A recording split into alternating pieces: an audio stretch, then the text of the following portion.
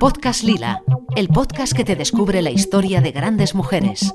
¿Te animas a conocerlas? Con Marta Palencia Leffler. Ruth Bader Ginsburg. Siglo XX. Estados Unidos. Abogada y jueza de la Corte Suprema. ¿Sabías que Ruth Bader Ginsburg fue una jurista y jueza estadounidense que destacó por su trabajo en la lucha por la igualdad legal de género? Pues así es. El testimonio de esta semana en nuestro podcast Lila es muy actual y nos da datos de lo poco que hemos avanzado en materias de igualdad.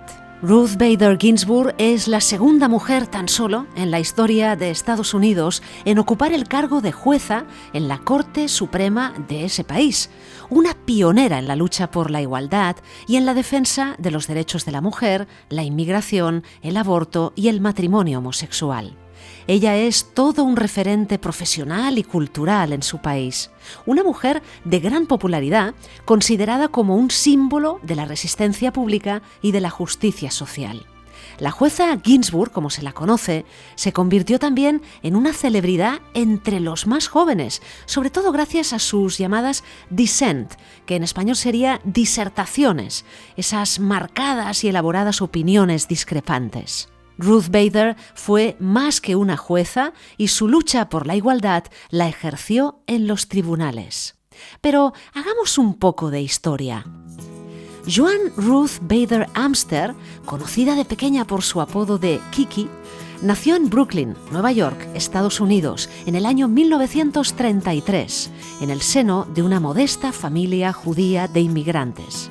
Sus padres, Nathan Bader y Celia Amster, eran propietarios de pequeñas tiendas minoristas.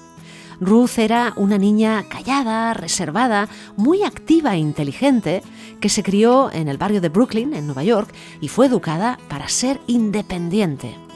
Nuestra protagonista también mostró desde bien pequeña un gran interés por la música, especialmente por la ópera, y si no hubiera sido por su voz de gorrión, como ella misma la definía, hubiese querido ser una diva de la ópera.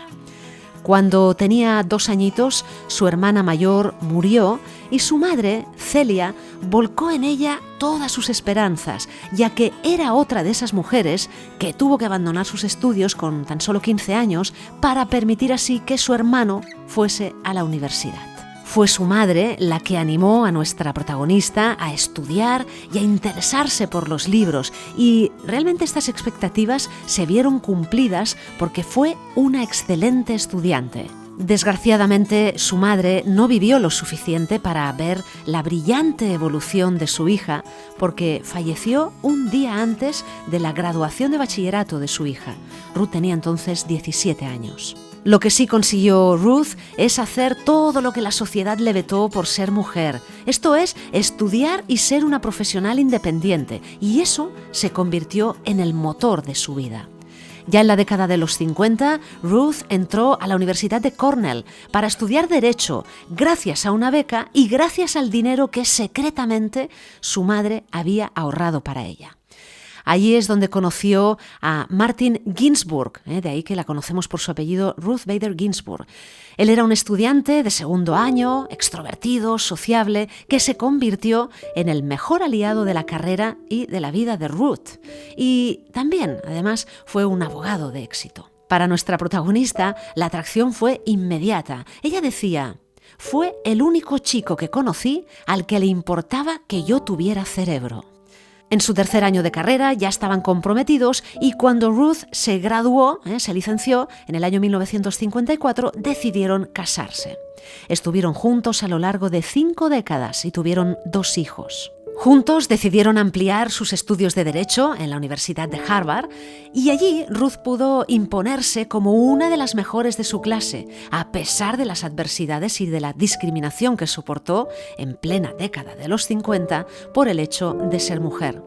Pensar que en aquel momento, en la Universidad de Harvard, estudiaban 552 estudiantes, de los que tan solo 9 eran mujeres, entre las cuales estaba nuestra protagonista.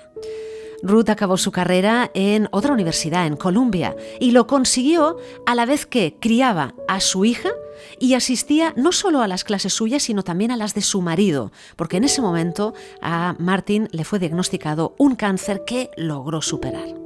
En Columbia se convirtió en la primera mujer en estar en las prestigiosas publicaciones Harvard Law Review y Columbia Law Review, y además se convirtió en la primera mujer en ser profesora de Derecho en esa universidad. Pero una vez licenciada y con excelentes notas, los despachos de abogados en Nueva York le cerraron las puertas por su condición de mujer y madre. Así tuvo que aceptar otros empleos y en todos ellos vivió situaciones de desigualdad. Por ejemplo, un trabajo en una oficina de la Seguridad Social en el que su jefe se enteró que estaba embarazada y la cambió de puesto. Y además le bajó el sueldo, alegando que no podría viajar. Años después se daría cuenta de que esta era una de esas tantas situaciones en las que los hombres decidían lo que las mujeres podían y no podían hacer, y por eso dedicó su vida a derribar esta barrera social y legal. Finalmente, optó por dar clases de derecho en la Universidad de Rutgers, en New Jersey, y también vivió situaciones de desigualdad, como por ejemplo el hecho de que por el mismo trabajo los hombres cobrasen más que las mujeres. El trabajo en Rutgers le permitió hacer una estancia en Suecia que la marcó profundamente y la inspiró a trabajar como voluntaria en la ACLU, American Civil Liberties Union, una organización progresista sin fines de lucro de Estados Unidos. Y allí es donde fundó un departamento dedicado exclusivamente a los derechos de la mujer. Desde este trabajo en ACLU redactó los argumentos de decenas de denuncias. Se convirtió en la principal litigadora frente a la Corte Suprema por los derechos de las mujeres y ganó varios casos de discriminación por género. Todos esos casos estaban elegidos estratégicamente para dinamitar así los principios legales que avalaban el trato diferente a hombres y a mujeres. Y desde allí inició la batalla legal por la igualdad entre sexos, porque sus argumentos eran innovadores y descolocaban a sus jueces. Por ejemplo, defendió a un hombre que era marido de una piloto de las Fuerzas Armadas y argumentó que tenía igual derecho que una mujer a recibir los beneficios sociales previstos por el ejército para las esposas. O también defendió a un hombre para obtener una pensión de viudedad con la que poder criar a su hijo. O sea, daba la vuelta a los roles habituales para hombres y para mujeres en las sociedades patriarcales.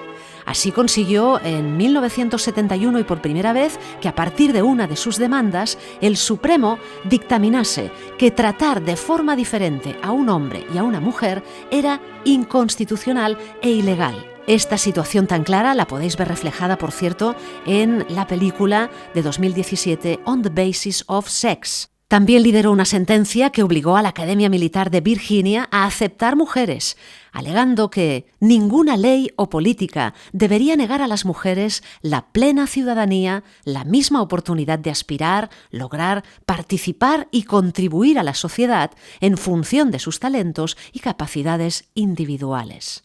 Nos situamos ya en los 80. Ahí comienza su carrera judicial cuando el presidente Jimmy Carter la nombró jueza del Tribunal de Apelaciones del Distrito de Columbia. Allí pasó 13 años hasta el año 1993 y es por eso que se mudan de Nueva York a Washington y su marido se adaptó cambiando de trabajo. Juntos tuvieron otro hijo y fijaos lo que sucedió. Ella ocultó el embarazo hasta el final para evitar problemas en el trabajo. Y es que la discriminación adopta formas muy sutiles. Siendo ya madre de este segundo hijo, Ruth Bader contaba que casi cada mes, desde la escuela de su hijo pequeño, la llamaban a su oficina para quejarse por el mal comportamiento del hijo y reclamaban que fuera de inmediato. Un día, pues pillaron a Ruth en el trabajo, cansada, agotada, y cambió de estrategia y le dijo al director de la escuela: «Este niño tiene un padre y una madre. Por favor, alternen las llamadas». Buenísimo, ¿verdad? La verdad es que en una de sus frases célebres, Ruth Bader dijo: «Las mujeres habrán alcanzado la verdadera igualdad cuando los hombres compartan con ellas la responsabilidad de la crianza de la siguiente generación». Más adelante, en una entrevista, Ruth explicó de este caso con humor que, después de esa conversación con el director de la escuela, las llamadas solo llegaban cada 6 meses. No hubo ningún cambio en la conducta de mi hijo, pero la escuela se lo pensaba mucho más a la hora de sacar a su padre de una reunión de trabajo. Y es que la unión de Ruth con su marido, Martin, estaba muy bien repartida. Por ejemplo, Martin era un cocinero excelente y no dudó en una ocasión en fotografiarse en delantal al lado de Ruth, que iba vestida con su toga. Hombre y mujer iguales y libres para todo. Otra de las frases célebres de Ruth dice: «No pido favores para mi sexo. Todo lo que pido de nuestros compañeros es que quiten sus pies de nuestros cuellos». Llegamos a los 90, año 1993, cuando el presidente Bill Clinton la propuso como jueza de la Corte Suprema y el Senado lo ratificó por 96 votos contra 3, por cierto. Ruth, al ser nominada con este cargo, hizo un sentido homenaje a su madre y dijo lo siguiente: «Rezo para que yo pueda ser todo aquello que mi madre habría sido si hubiera vivido en una época en la que las mujeres pudiesen aspirar y lograr lo que quisieran, y en la que las hijas son tan celebradas como los hijos».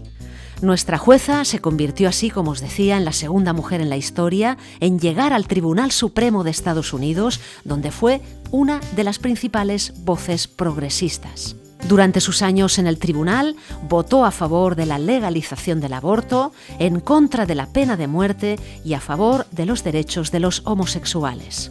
Otra nota anecdótica de nuestra protagonista, y es que en un guiño a su público, ella adquirió la costumbre de cambiar unos collares decorativos que se ponía encima de la toga, y lo hacía siempre que anunciaba un disenso, una de sus declaraciones. Por ejemplo, si era negro, significaba que iba a disentir del fallo, y si apoyaba el veredicto, se ponía uno de estos collares de color blanco.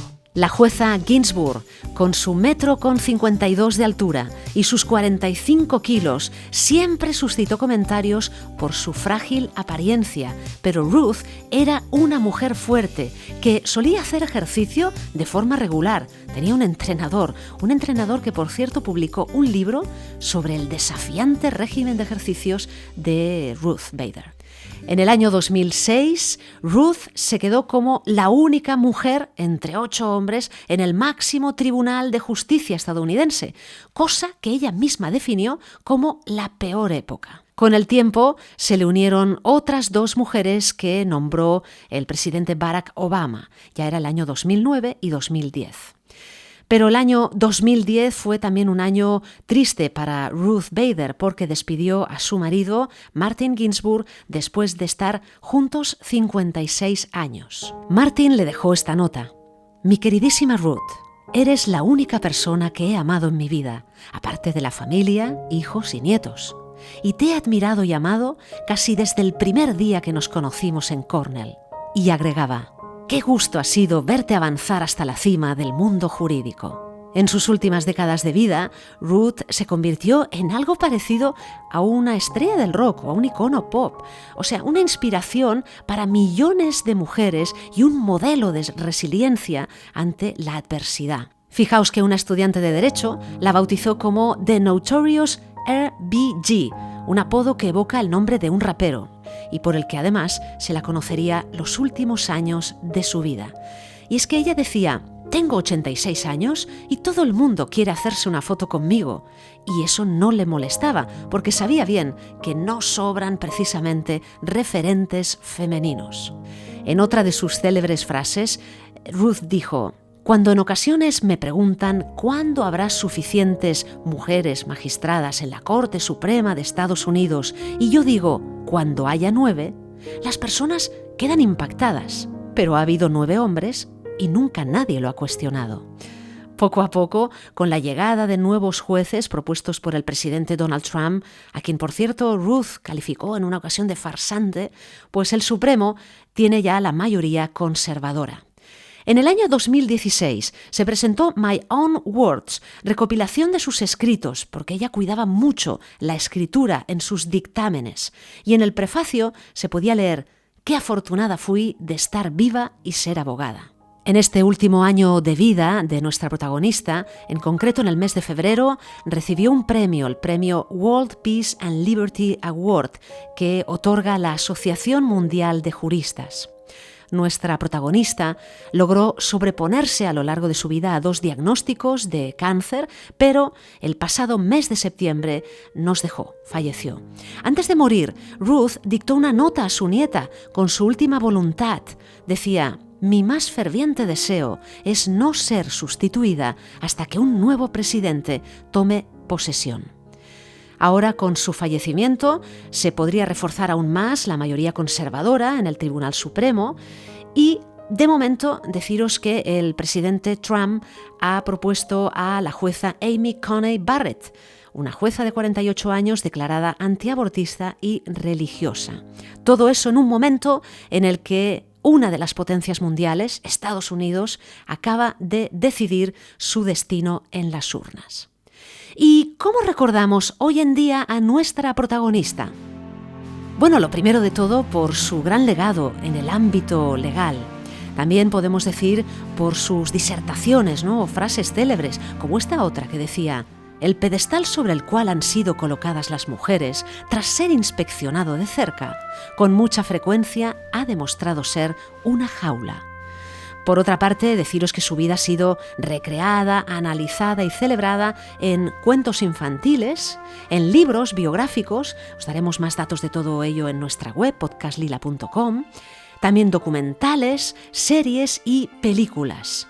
De forma anecdótica, comentaros que su imagen también aparece actualmente en mascarillas, camisetas y en tazas.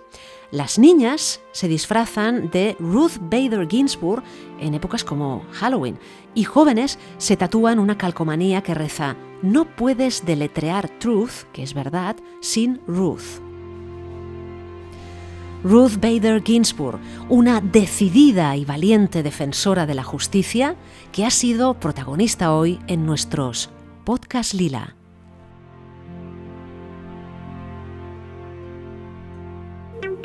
Descubre a mujeres pioneras de la historia cada semana en el Podcast Lila. Con Marta Palencia Leffler.